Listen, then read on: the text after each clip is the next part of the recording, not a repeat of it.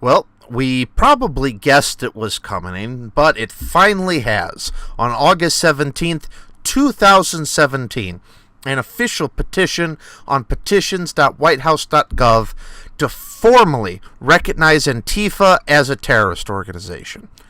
At the time of this recording, out of the 100,000 signature goal required to garner a response from the White House, over 219,000 signatures have been received. And unlike some of this garbage down here, such as funding for the National Endowment of the Arts, this time when the White House responds to this particular petition, I have a feeling, and I do hope, that they will finally come down and crack down on these people. Now, terrorist is not something I use lightly when referring to Antifa. I do believe that they fit the actual definition. In particular, here in the petition, it says, terrorism is defined as the use of violence and intimidation in pursuit of political aims.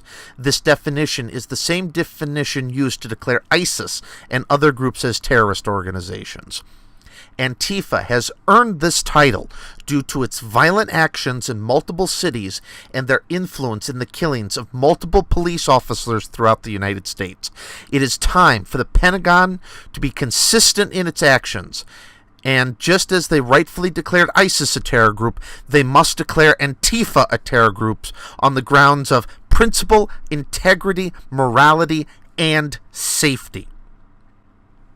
Now, you might be saying, oh, but America Uncensored, what about Charlottesville? And you know what I say to that? That was a horrid tragedy.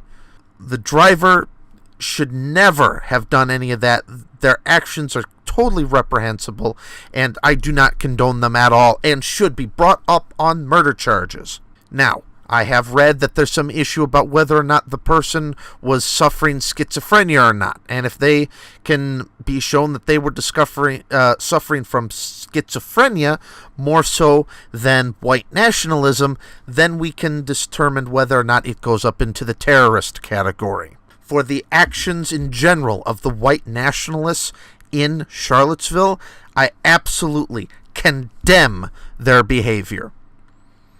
We as America are tired of this racial identity politics game that the left has started. We want America back to us getting along because we are Americans first and everything else second. People such as Richard Spencer and his ilk in the extreme alt-right white nationalist movement are not needed. They are not helping the situation. They are making things worse. They are preventing legitimate conversations from occurring because the left uses them as an example, as their own justification for their own far-left antics. However, if we want to look at who started this mess, it really has to fall down on Antifa. During the entire election season for Donald Trump, these people would constantly show up at events. They would harass, prevent speakers from being heard to their audience, pull fire alarms, and then finally escalate to starting throwing punches at President Trump inaugural events. They, during the inaugural procession, caused issues and rioting in downtown D.C. Their antics and rhetoric caused several BLM, Black Lives Matter activists to go around on killing sprees against police officers. Antifa in Europe, mass rioting in Hamburg to protest the G20.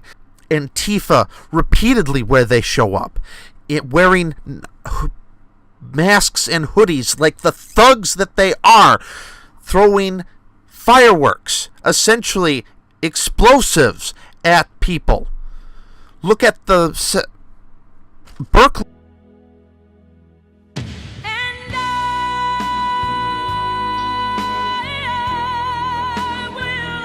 Get the bullet too. The second Battle of Berkeley, where the infamous bike lock man came down and smacked someone on the head who was not committing violence, who was perhaps getting a little bit loud in his shouting. But since when has assault been a response to words? These people and Antifa repeatedly demonstrate that they do not want to talk, that they do not want to have a coherent, rational conversation so we can hash it out in the battle of words to figure out the ideal ideology going forward. They don't like what we on the right have to say about the immigration situation. They run right to, you are a Nazi, therefore you are not human. I therefore have the moral authority to beat the snot out of you. And these Antifa groups repeatedly with videos coming up, gun training, martial arts training, threatening to kill Americans in the name of their extreme left-wing ideology. These alt-lefters on Antifa have no business in American politics, and this petition should hopefully be a sign that we as Americans are fed up with this once and for all, and we want them to pay for their crimes. Do not think that I've forgotten about the extreme on the alt-right. People such as Richard Spencer and their ilk, when they conduct illegal actions, when they go around and start beating people, they should have the law come down on their heads too and be thrown in prison. But until they commit illegal actions of assault against others, they have the full protection of freedom of speech. Antifa, however, has gone far beyond voicing their opinion and has become a credible and clear and present danger to the American public, and therefore no longer fall under First Amendment. They are now rioters, disruptors, and I will flat out call them what they are: terrorists. I ask any who are watching this video, please sign this petition, as I will be doing right after this video. We need to pressure those in government to finally crack down on this violence. We have had enough of it, no matter who started it. Violence in the street will not be tolerated. Unfortunately, the left has determined that Antifa, because they are declarative statement is that they're anti-fascist, that they will play cover for them. They will try to tone down the public opinion on what these terrorists are doing. President Trump has been the only one to come out and call these people what they are. He has been the only one to admit that there is trouble on both sides. But right now, Antifa is the most clearly visible of all violent threats to the American public. Please sign this petition. Please help show the president we are tired of this violence in American politics. We are tired of the violence on the street. We want to be able to walk safely outside our locked doors. And once and for all, let's declare Antifa what they are: terrorists.